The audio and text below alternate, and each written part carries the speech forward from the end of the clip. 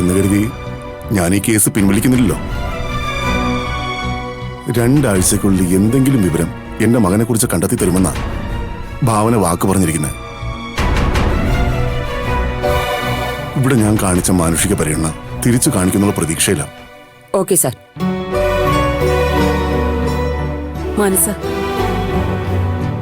ഇവിടെ നിന്റെ വാക്കിനാ ഞങ്ങളെ വില കൽപ്പിച്ചിരിക്കുന്നത്. അത് നീ മറക്കരുത്. ഇല്ല മാഡം. മാനസയെ കൊണ്ടുപോയിക്കോളൂ. ശരി മാനസ, വാ.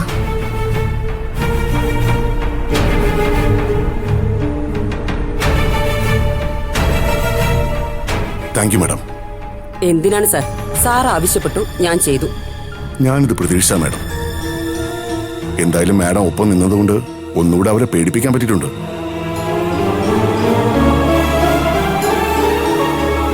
ഇപ്പൊ ഓക്കെ ആയില്ലേ? ഓക്കെയാണ്. ഞങ്ങളുടെ മോൻ വരും തന്നെ ഞങ്ങളുടെ വിശ്വാസം. ഞാൻ മാഡത്തെ കാണുന്നുണ്ട്. Okay sir. എന്നാ ഞങ്ങൾ വരട്ടെ. ശരി.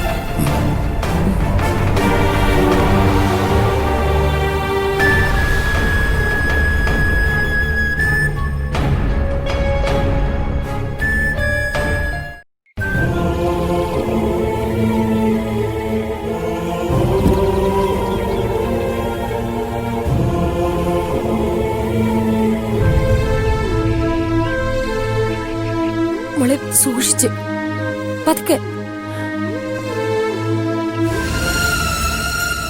താൻ ടെൻഷനൊന്നും അടിക്കണ്ട, എല്ലാത്തിനും വഴിയുണ്ടാവും.